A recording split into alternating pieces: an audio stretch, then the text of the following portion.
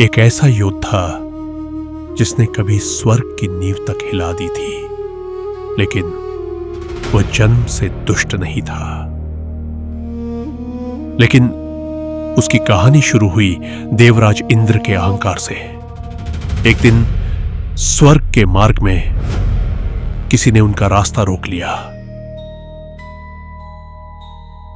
स्वर्ग के मार्ग में एक रहस्यमयी तपस्वी खड़ा था। वह मौन रहा, अडिग रहा, लेकिन इंद्र का अहंकार इसे अपमान समझ बैठा।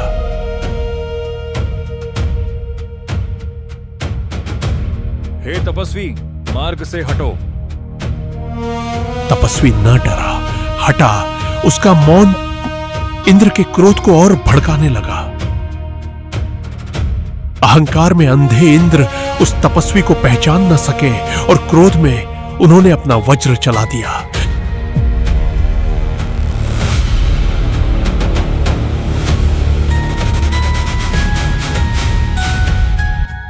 वह कोई साधारण तपस्वी नहीं था। वज्र का उन पर कोई प्रभाव ही नहीं पड़ा। देवराज इंद्र समझ चुके थे। उन्होंने स्वयं महादेव पर प्रहार कर दिया था।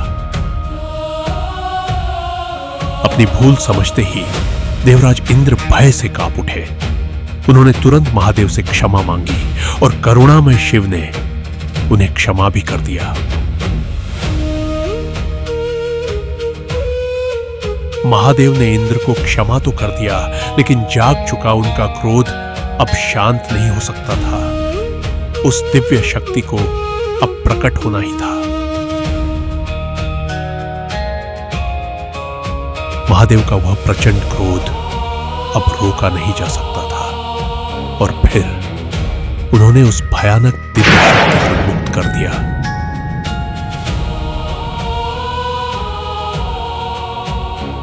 वह दिव्य अग्नि जा पहुंची सागर की गहराइयों में और वही महादेव के क्रोध से जन्म हुआ, एक ऐसे बालक का जिसका नाम आगे चलकर पड़ा जालंधर। जल से उत्पन्न उस दिव्य बालक को समुद्रदेव ने अपनाया और क्योंकि उसका जन्म जल से हुआ था, उसका नाम रखा गया जालंधर।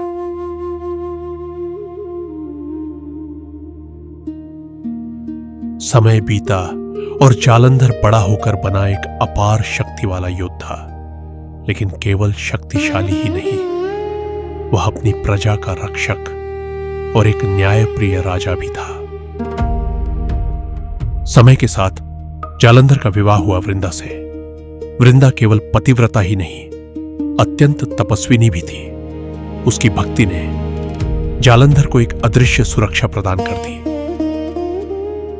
लेकिन एक दिन जालंधर को पता चला समुद्र मंथन का सत्य। समुद्र से निकले रत्न देवताओं ने अपने अधिकार में ले लिए थे। जालंधर को यह अन्याय लगा। जालंधर ने देवराज इंद्र को संदेश भेजा, समुद्र की संपत्ति लौटा दो, अन्यथा युद्ध के लिए तैयार रहो। लेकिन इंद्र झुकने वालों में से नहीं थे। इंद्र झुकना नहीं जानता। यदि युद्ध ही चाहता है जालंधर, तो युद्ध होगा। और इसी के साथ जालंधर और स्वर्ग के बीच युद्ध अब लगभग तय हो चुका था।